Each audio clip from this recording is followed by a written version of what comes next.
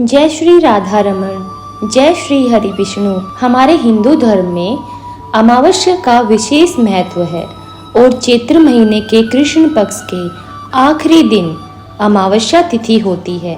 इस दिन स्नान, दान और पितृदोष से मुक्ति के लिए धार्मिक पूजा पाठ और कुछ कार्य किए जाते हैं। गरुड़ पुराण में बताया गया है कि अमावस्या के दिन पूर्वज अपने वंशजों के यहाँ जाते हैं और उनसे भोजन और जल ग्रहण करते हैं।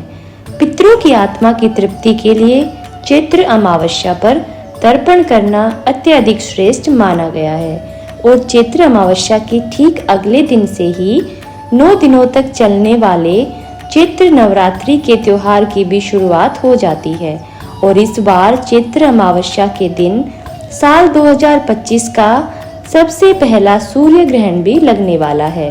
ऐसे में आपको बताते हैं कि यह सूर्य ग्रहण कब लगेगा, क्या यह भारत में दिखाई देगा, चैत्र अमावस्या के दिन कौन कौन से शुभ योग बनेंगे, अमावस्या का व्रत और स्नान दान किस दिन किया जाएगा और किन किन चीज़ों का दान करना चाहिए और किन किन चीज़ों का दान आपको बिल्कुल भी नहीं करना चाहिए।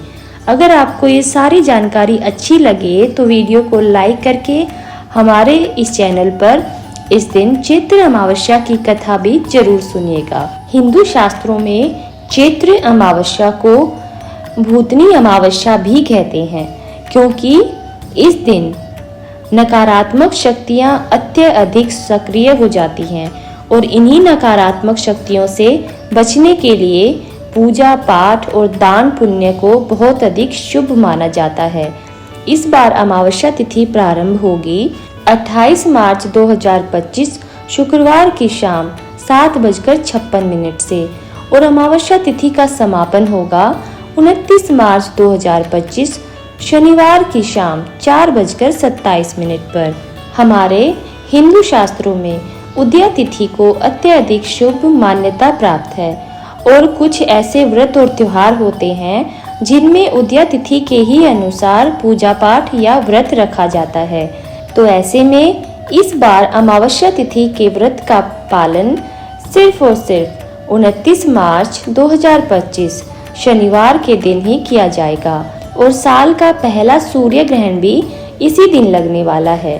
भले ही अमावस्या तिथि शाम को सूर्यास्त से पहले ही समाप्त हो रही हो, लेकिन शाम के समय जो अमावस्या की पूजा की जाती है वह भी आपको 29 मार्च की शाम को ही कर लेनी चाहिए। अब जानते हैं इस दिन रहने वाले शुभ मुहूर्तों के बारे में। 29 मार्च 2025 शनिवार को सूर्योदय होगा सुबह 6:25 पर और सूर्यास्त होगा शाम 6:37 पर। ब्रह्म मुहूर्त का समय रहेगा सुबह 4:48 से 5:36 के बीच में। सुबह की पूजा या स्नान आप सूर्योदय से पहले और ब्रह्म मुहूर्त में कर सकते हैं। इस दिन ब्रह्म और इंद्र योग का शुभ योग भी बनने वाला है। ब्रह्म योग रात 10:04 तक रहने वाला है, बाद में इंद्र योग प्रारंभ हो जाएगा। पितरों के निमित्त श्राद्ध तर्पण आदि का कार्य अमावस्या तिथि में दोपहर के समय किया जाता है। तो सुबह 11:50 से दोपहर 12:55 तक आप पितरों के निमित्त श्राद्ध पिंडदान आदि कर सकते हैं। राहु काल सुबह 9 बजे से 10:30 तक रहेगा। यदि कोई मनुष्य अपने जीवन से दुख और नकारात्मकता को दूर करना चाहता है तो चैत्र अमावस्या के दिन पूजा पाठ करके अपनी सामर्थ्य के अनुसार कुछ न कुछ दान दक्षिणा निर्धनों को अवश्य ही देनी चाहिए। इस दिन गंगा, यमुना आदि पवित्र नदियों में स्नान करने से आरोग्यता की प्राप्ति होती है। पितरों का श्राद्ध और तर्पण करने से पितरों का आशीर्वाद भी मिलता है और पितरों को वैकुंठ धाम मिलता है। अमावस्या तिथि पर पितरों की आत्मा की तृप्ति के लिए ब्राह्मणों को भोजन कराया जाता है। इन धार्मिक कार्यों को करने से पितृदोष भी दूर हो जाते हैं। क्योंकि इस बार शनिवार के दिन अमावस्या तिथि पड़ रही है, ऐसे में यह शनिवारी अमावस्या भी होगी। इस दिन शनिदेव और भगवान शिव की पूजा विशेष शुभ फलदायी मानी गई है। अमावस्या के दिन पीपल के पेड़ के नीचे दीपक जलाना चाहिए और शनि देव को नीले पुष्प, काले तिल और सरसों का तेल चढ़ाना चाहिए। अमावस्या तिथि पर तामसिक भोजन या मांस, मदिरा आदि का सेवन बिल्कुल भी नहीं करना चाहिए।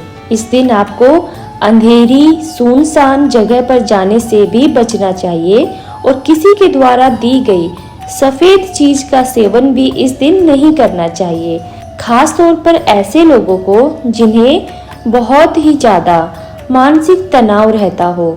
इस दिन पक्षियों को अनाज डालना चाहिए, चींटियों को चीनी और आटा खिलाना चाहिए, गरीबों को वस्त्र, भोजन इत्यादि चीजों का दान करना चाहिए। काल सर्प दोष निवारण के लिए शिवलिंग पर जलाभिषेक करना चाहिए। नाग देवता की पूजा भी करनी चाहिए और चांदी के नाग नागिन का जोड़ा, जिन्हें पूजा करने के बाद बहते हुए जल में प्रवाहित कर देने से काल सर्प शांति होती है। इस बार क्योंकि सूर्य ग्रहण अमावस्या तिथि पर लग रहा है, लेकिन यह सूर्य ग्रहण हमारे देश भारत में दिखाई नहीं देगा, इसीलिए इसका कोई भी सूतक या कोई भी बुरा प्रभाव हमारे देश में नहीं होगा। ऐसे में आप अमावस्या की पूजा हो या फिर नवरात्रि की शुरुआत हो, आराम से कर सकते हैं। गर्भवती महिलाओं को भी इस ग्रहण से डरने की कोई आवश्यकता नहीं होगी। यह थी आज की वीडियो। अगर इस वीडियो के माध्यम से दी गई जानकारी आपको पसंद आई हो तो वीडियो को लाइक, शेयर और सब्सक्राइब जरूर कीजिएगा। तो मिलते हैं एक और नई वीडियो के साथ। तब तक के लिए भगवान श्री हरि विष्णु का आशीर्वाद हम सब भक्तों पर बना रहे, इसी शुभ और मंगल कामना के साथ। राधे राधे।